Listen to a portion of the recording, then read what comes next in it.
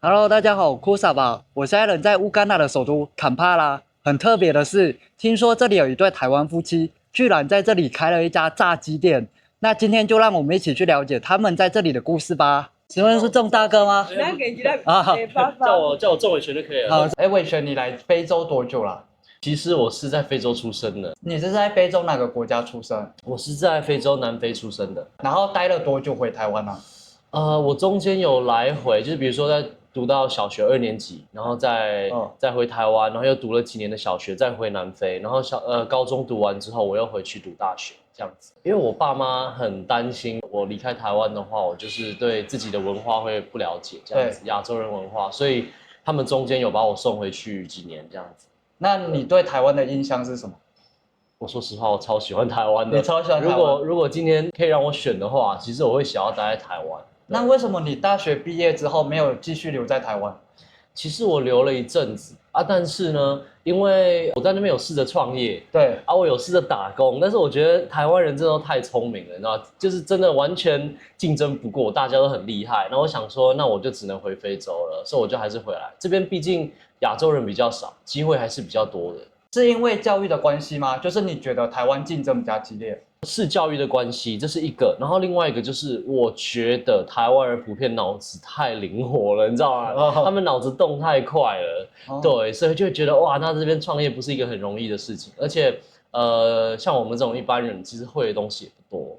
那你说好，在台湾跟朋友合作做过炸鸡店，对，但是你在台湾开炸鸡店厉害的太多了，完全就是赢不了别人。然后想说，哎，那非洲可以，因为非洲黑人他们炸鸡啊，他们不懂的就是要怎么把鸡弄得比较嫩，他们就是为了要熟，为了不拉肚子，他们宁可炸过头，所以鸡就会很干，然后吃起来有时候甚至会没有味道，会像是柴一样。对对对，所以我那时候想说，哎，那我在台湾跟朋友大学的时候有玩过炸鸡，那我想说，我就把我这个技能带来非洲好了。哦，所以你这个炸鸡的技术是你回台湾读大学的时候特别去学的？对，特别去学的，而且我在那边有一个朋友，他是专门做厨师的，所以他也教了我很多。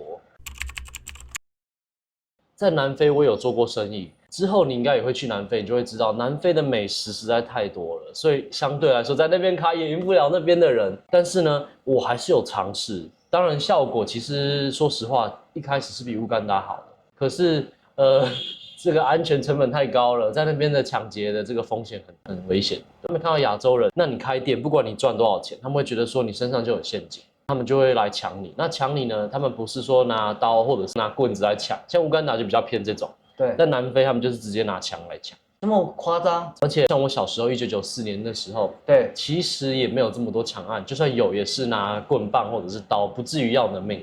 对。可是就近几年 COVID 之后，反而变成他们会有一点点仇富心理。当然了，我们也不是很有钱的人，可是呢，在非洲普遍他们的薪水大概就是6000到9000台币。对，所以你只要可以拿1万台币以上，在他们眼中你就是有钱人。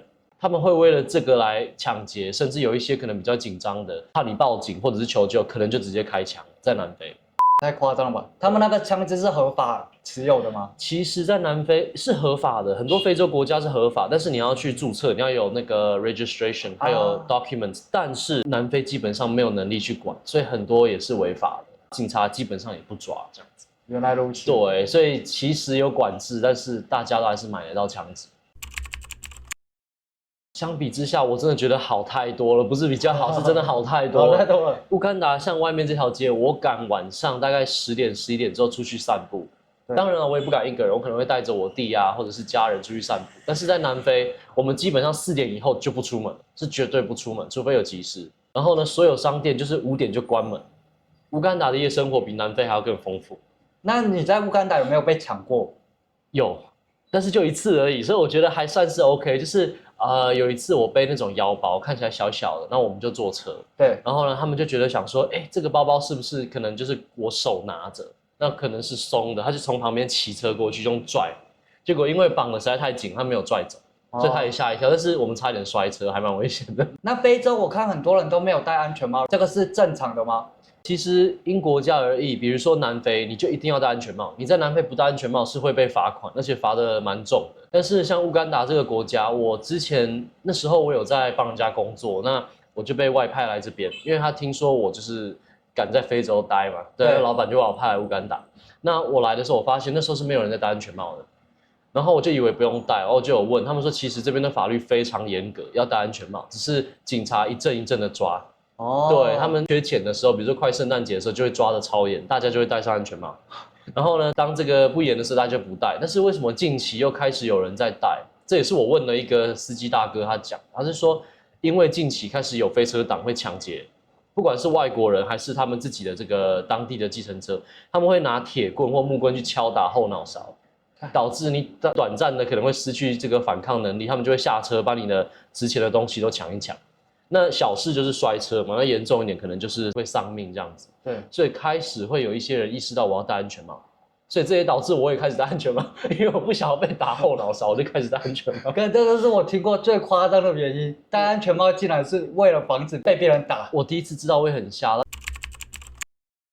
我来这边定居的话已经2年多了，对。那外派到现在嘞？我第一次来大概是8、9年前。那你也是在这里待很久才决定过来定居啊？其实蛮久，因为我那时候第一次来，那时候我很年轻，那时候我跟着那老板来是担任秘书，然后他就是坦桑尼亚、乌干达，然后上比亚，就刚好你接下来要去这些国家这样跑，那我就跟着他到处去，帮他做笔记这样子。然后比较完之后，我觉得乌干达我最喜欢。然后他那时候就有问我，他说如果我要外派你去一个非洲国家待，除了南非，他说你想要去哪里？我就选乌干达。哦，对，所以我就被他派来这里这样。那还不错啊，对，刚好有这个契机。对啊，但是后来那老板，因为他其实赚了蛮多，后来他就半退休了，他就开始就是没有那么努力在做车子这一块，他就问我说我要不要回去，然后想说我不是很想回去，因为我人都已经在这边了，我待的也蛮习惯的。对，然后我想说，那我就留在非洲吧，因为其实非洲眼看破破烂烂的，但是你真的细细的去研究，确实是有机会。所以这里的商机真的是比台湾多。应该这样讲。如果今天你是想要说我就是拿薪水，然后呢安安稳稳的过一生的话，我是觉得台湾是真的很好啊。台湾你看医保啊、健保一大堆，然后再来就是买东西又方便。说实话，现在虽然慢慢有在涨价，但是真的还是算 OK 可以接受的范围。然后呢，当然文化大家都很 friendly， 很喜欢这样子。但是非洲呢？属于那种就是不是很想工作，你觉得你自己年轻，你想要创业，你想要赌一把的人，对，当然也有很多失败，我也认识很多台湾人来这边做生意，然后失败的，然后回去可能现在在准备重振旗鼓，再来 round 2这样子。因为每个人都有自己的 know how， 自己的在行的东西，不管你要做什么，千万不要听当地的 partner 黑人或者是当地的其他的亚洲人说，比如说这个产品很好卖，没有你就大量的去做。你这样子一定是会栽在其中的坑里面的。哦，对，因为我自己在做生意，我发现非洲有一个，我不知道是不是只有非洲啦，因为我都在非洲做生意。对，它会有一个共同的一个问题，就是这个产品确实是可以卖的，市场也确实是可以的。那你就会觉得说，那我弄过去，我是不是就直接暴富了？但其实不是，你过去那边之后，你等到货都清完了，你到这边你就遇到第一个问题，他就跟你讲啊，你这个东西颜色是蓝色的，那我们这边就是喜欢红色。真的就是因为这么小的原因，你就会卖不掉。然后可能来了会跟你讲说啊，你这个盖子是这种扁的，但是这边流行圆的盖子，你会真的因为这个黑人就不买你的东西，那你这一整批货就掰了，你懂吗？就很难卖。哦，所以我的建议就是，如果有什么自己看到的商机，那你要来做，那你就是不管这个市场看起来多么诱人，不管你当地的 partner 或者是其他有这人怎么跟你说，你就进过来就能赚大钱，你都是小小量先试。先去把这些坑都填满了，你再大量来做，我觉得这是可以活下来的一个很重要的原因。伟全，我以为你们这里只有卖炸鸡耶，没想到你们竟然还有卖蒸奶和嘉义鸡肉饭哦。台湾味还是要的啦，而且我一开始确实只卖炸鸡，但是后来黑人就很排斥，他觉得你是个餐厅，你的 menu 就是要做的很丰富。那我就开始带进一些台湾味进来。那这个珍珠奶茶呢，我们卖的是温的，有几个原因，最主要的原因，第一是因为之前我把它先做好了，然后冰在冰箱里面。有的时候，如果今天没有人点的话，那这个就等于浪费了。那就变成说我做热的就可以现做、现煮现做。那再来一个原因就是，当地的黑人他们非常怕冷，所以他们喝茶都是喝热的。我之前卖冰的，他们反而不要。所以刚好那两个又不爱喝冰的，那我要想要现做，那我就干脆只卖热的珍珠奶茶。那至于这个鸡肉饭呢，那是因为我妈妈是这个嘉义人嘛。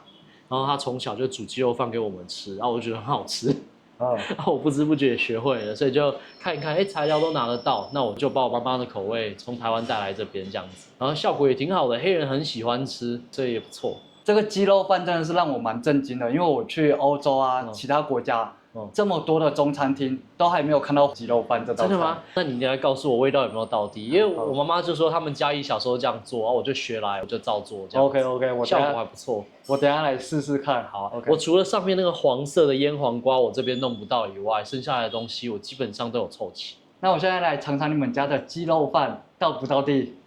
好香啊！可以啊，这个味道。跟台湾的一模一样，很道地，可以。我现在喝一下，你们的珍奶。说真的，我在台湾我都只喝冰的珍奶，真的是第一次喝到温的珍奶。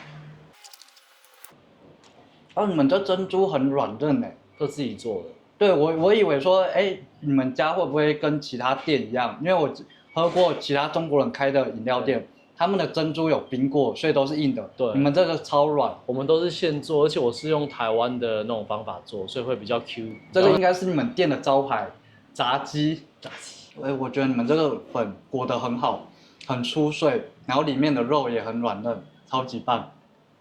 哎，博宏，你有没有发现我们的炸鸡啊，虽然是新鲜的下去做，可是在骨头的地方都是完全看不到红色或者是骨髓的。哎，真的哎。对吧？